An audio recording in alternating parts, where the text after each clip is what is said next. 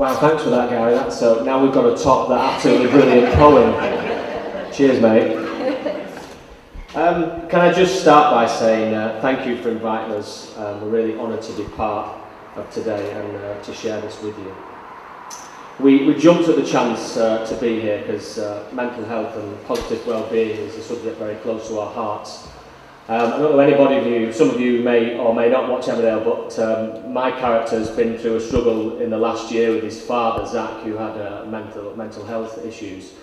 And we ran that storyline last year, and it was quite a successful story. I think we won quite a few awards for it, but I think Steve Halliwell, who plays Zach, was absolutely brilliant. We all supported him as actors, and as somebody said on the video before, I think Kay said on the video, you know, it's ever changing, and at the moment we're kind of revisiting the storyline with Zach because what's happening is Debbie's going off the rails. Kane, I think we were in the shop this the other day, and Kane has washed his hands of Debbie and Charity has, so Debbie goes to live with Zach, and Zach's beginning to bolt again, or is beginning to break again under the pressure with Debbie, and Moira, Kane's girlfriend, kind of says you've got to keep an eye on your dad because it looks like he could, you know, become ill again because of what's happened to him the year before. So, you know, I think that the Kaleidoscope Plus group and everything you have to offer here would probably be a place where, I don't know whether Kane would actually ring them up, but I do think Moira would probably dig him in the ribs and say, ring this number and get help for your father. So I do think that's something that Zach would probably use and it would benefit him greatly. Zoe's got a little story, a personal story to tell here, and I'll leave you to her.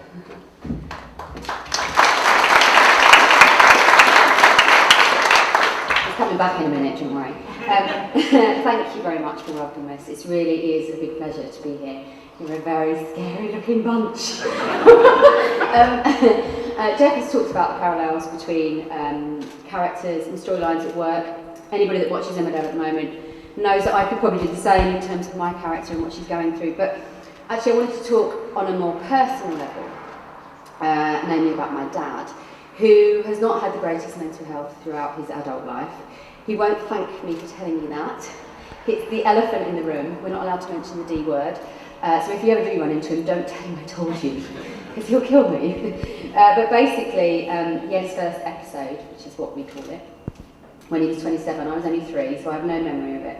But it was fairly epic. It was a year long, and it followed the death of his father, my grandfather. And Dad got no help and dealt with it himself, along with my mum. And that was that. He put it to bed, that was the end of it, and labelled that one grief. He likes to label things, my dad. Definitely not depression, definitely not anxiety. Fast forward 12 years, and Dad's 39. I'm a moody teenager, which I'm sure didn't help the situation. And my dad has another episode. This time it lasted about 18 months. There was nothing really that caused it, just my dad really. He is a perfectionist, he's a workaholic. I think it was just a natural progression of what was going to happen. He labelled that one midlife crisis and moved on from that. 12 years passed again, there's a pattern forming here, and my dad was 52 and he had a heart attack. Jeff and I were together by this point, Jeff remembers it well. It was a big shock to all of us. And what followed that was a 2-year depression.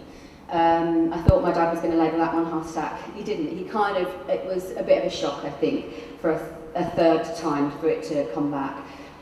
He did have CBT, he did see a therapist, but mainly he struggled through on his own, which was hard to watch, hard to see. But what I will take away from today is that an organisation like this could be so good for somebody like my dad, who can't talk about things, who, you know, doesn't quite know how to deal with it, but it's all here, you have it all going on. He was 64 yesterday, so it doesn't take a mathematician to work out we're now 12 years on again. Everybody's getting a bit twitchy in our house, expecting perhaps another episode. But yeah, I take comfort from knowing that you guys exist. Unfortunately, he lives in Essex and not in the Midlands. But I'm suspecting that there are probably organisations similar down there. And yeah, well done. We wish you the greatest of luck. You're doing a great job.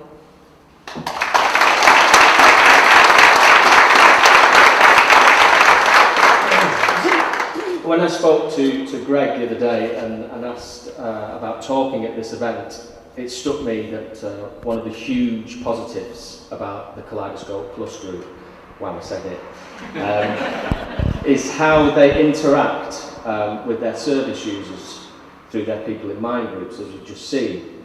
And I think one of the most important things, I feel, when you have any kind of illness, I've got Crohn's disease myself and I do a lot for Crohn's and Colitis UK, but one of the most important things I feel when you have any kind of illness is being listened to and having a voice and getting support, and I really feel the Kaleidoscope Plus group certainly does just that.